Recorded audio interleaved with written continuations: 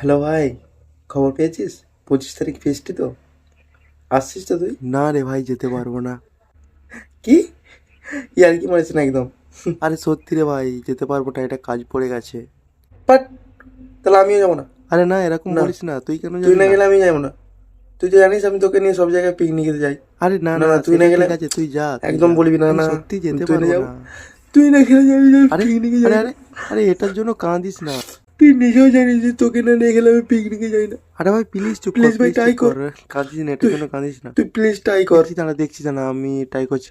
তুই কাঁদিস না, ঠিক আছে? ঠিক আছে। পিকনিকে কত টাকা দিতে হবে?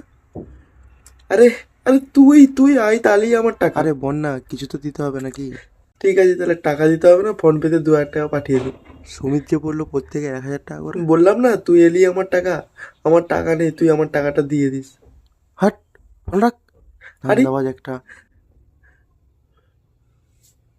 বন্ধুত্বের মানেও বোঝে না।